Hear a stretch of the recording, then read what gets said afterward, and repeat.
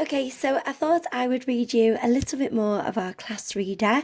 So make sure you're sitting comfortably and listening carefully for Roald Dahl, The Twits. Okay, I'm going to pick it up from where Miss Buckley left off. So our next chapter is Mrs. Twit Comes Ballooning Down. Mrs. Twit may have been ugly and she may have been beastly, but she was not stupid. High up there in the sky she had a bright idea. If I can get rid of some of these balloons, she said to herself, I will stop going up and start to come down. She began biting through the strings that held the balloons to her wrists and arms and neck and hair.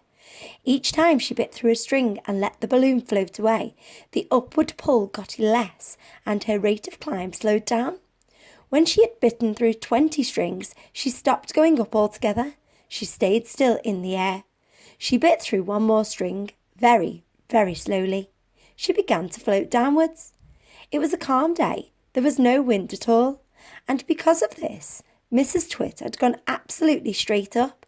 She had now begun to come absolutely straight down. As she floated gently down, Mrs. Twit's petticoat billowed out like a parachute, showing her long knickers. It was a grand sight on a glorious day, and thousands of birds came flying in from miles around to stare at this extraordinary old woman in the sky. Okay, the next chapter. Mr. Twit gets a horrid shock. Mr. Twit, who thought he'd seen his ugly wife for the last time, was sitting in the garden celebrating with a mug of beer. Silently, Mrs. Twit came floating down. When she was about the height of the house above Mr. Twit, she suddenly called out from the top of her voice, Here I come, you grisly old grunion, you rotten old turnip, you filthy old frumpet. Mr. Twit jumped as though he'd been stung by a giant wasp. He dropped his beer. He looked up. He gasped, he gurgled. A few choking sounds came out of his mouth. He said, Ugh! I'll get you for this, shouted Mrs. Twit.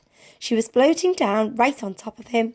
She was purple with rage and slashing the air with her long walking stick, which she had somehow managed to hang on to all the time. I'll swish you to a swazzle, she shouted. I'll swash you to a swizzle.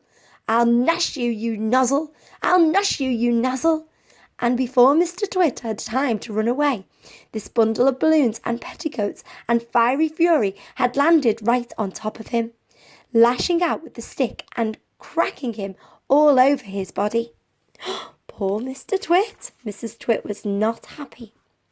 Okay, we are going to leave it there now. So our next chapter will be The House, the Tree and the Monkey Cage. I hope you've enjoyed your 2 chapters this afternoon, and we look forward to reading you some more very, very shortly. Bye.